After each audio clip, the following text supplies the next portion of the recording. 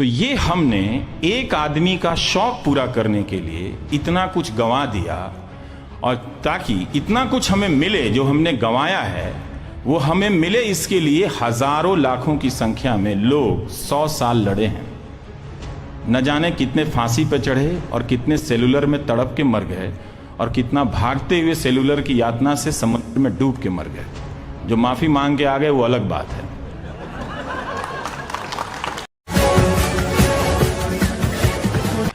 लेकिन एक शख्स उठता है जो विकल्प बनने का प्रयास करता है और 2014 के आकाश में छा जाता है और उसे जनमत मिलता है। वो पूरा जो जनमत था एक रिबेल का जनमत था पिछले 10 साल के एस्टेब्लिशमेंट के खिलाफ, और बहुत तेजी से, जिसमें हमें पता नहीं चला कि उस रिबेल के मैंडेट को फेयर के मैंडेट में बदल दिया। पहले ही महीने से बताया जाने लगा कि आप सवाल नहीं कर सकते क्योंकि किसी का अवतार हुआ है। आप सोहर गाइए, ललना का पलना झुलाइए, आलोचना नहीं कर सकते हैं उनकी। और ऐसी ऐसी शर्तें बताई गईं कि हुजूर के अतीत की तरफ उंगली उठाने पर यह पूछा गया कि आप 47 के पहले कहां थे। मुझे इस प्रक्रिया से भी दिक्कत नहीं थी। मुझे लगा कि शायद कोई पुराना गिला शिकवा है जो निकल रहा है, लेकिन एक पूरा सिस्टम तैयार था उस रिबेल के मैंडेट को पुश करने के लिए, डर में बदलने के लिए। हमला होता है। वो आदमी जो खुद को प्रधान सेवक कहकर हम सब के बीच में आता है, शुरुआत होती है योजना आयोग के भंग कर देने से, और बताया जाता है कि एक नई लेगेसी की बुनियाद रखी जाती है। इसी दौरान मैं तीन मूर्ति जाता हूं। प्रोफेसर सलील मिश्रा के साथ मैं शूट कर रहा था कि क्या है नेहरू की लेगेसी, थोड़ा नए दर्शकों को बताते हैं अगर इतनी दिलचस्पी है तो वहां पर एक तख्ती मिली, और तख्ती पर लिखा था, मैं चाहता हूं कि लोग मुझे प्रधानमंत्री नहीं प्रथम सेवक कहें। यह नेहरू का वाक्य है। ये कांग्रेस के लोगों को भी पता नहीं था। ये नेहरू ने कहा, और इस वाक्य को किसी ने, जिसे अंग्रेजी में प्लेजरिज्म कहते हैं, चुरा लिया और प्रथम की जगह प्रधान कहा।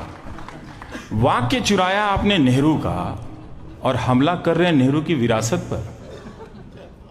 तो इस कॉन्फ्लिक्ट को देखकर मैं बड़ा बेचैन हो गया। मुझे लगा कि ये झूठ के सहारे जिसकी शुरुआत हो रही है, प्रधान सेवक कहना ही भारत के राजनीति में एक बड़े झूठ का प्रवेश था, क्योंकि वो कथन पहली बार नहीं कहा जा रहा था। वो कथन कोई कह के इस दुनिया से बहुत पहले जा चुका था। तो मैं इन चीजों को समझने लगा कि आखिर क्या वो तत्व हैं जिससे डराया जा रहा है। बोलना मना है इनके खिलाफ, इनको क्वेश्चन करना मना है। एक बात समझ में आती थी कि नए हैं तो इन्हें मौका मिलना चाहिए, लेकिन धीरे धीरे आप देखिए अपूर्वानंद जी की किस तरह से जिस पेशे से मैं आता हूं वो उनके आसपास उनके कदमों में झुकने लगता है, और हर तरह की एक ऑटोमेटिक भीड़ तैयार मिली जिसके बारे में हमें कोई अंदाजा नहीं था कि ऐसी भीड़ हमारे आसपास है, और लोग सेल्फ ऑटोमेटिक तरीके से ट्रिगर होकर जहां तहां अटैक करने लगे। जो मारा गया वो मर गया, लेकिन बहुत से लोग इन हमलों को झेल नहीं पाए, बर्दाश्त नहीं कर पाए।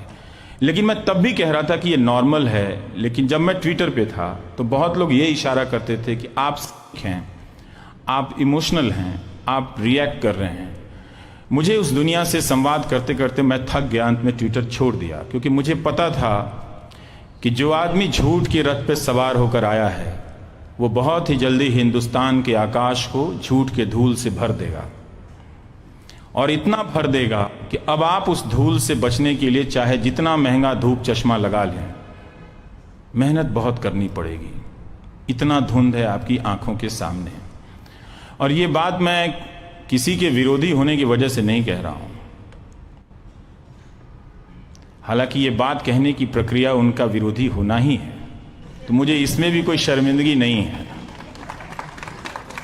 क्योंकि जब दुनिया की सबसे बड़ी पार्टी एक पत्रकार का बहिष्कार करे, मैं 1 साल तक कुछ नहीं बोला, मैं देखा ये कितने दूर तक कर सकते हैं।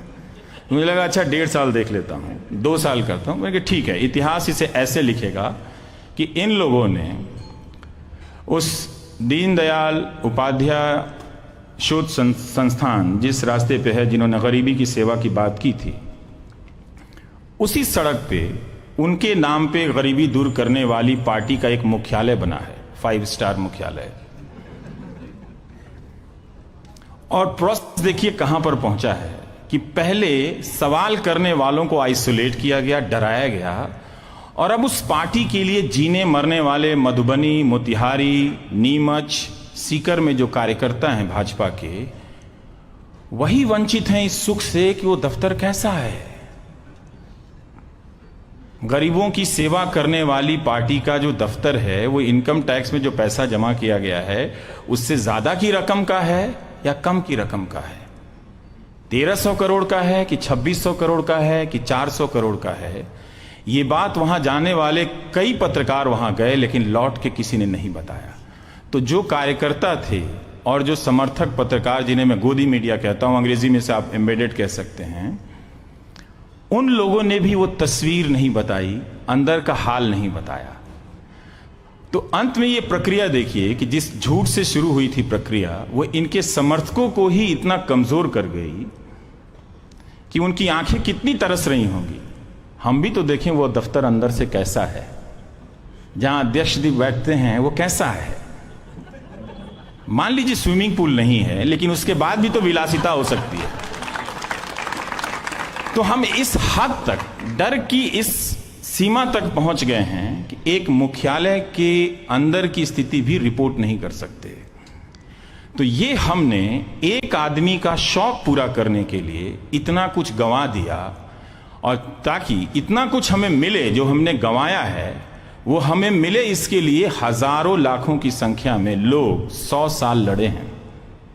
न जाने कितने फांसी पे चढ़े और कितने सेलुलर में तड़प के मर गए, और कितना भागते हुए सेलुलर की यातना से समुद्र में डूब के मर गए। जो माफी मांग के आ गए वो अलग बात है।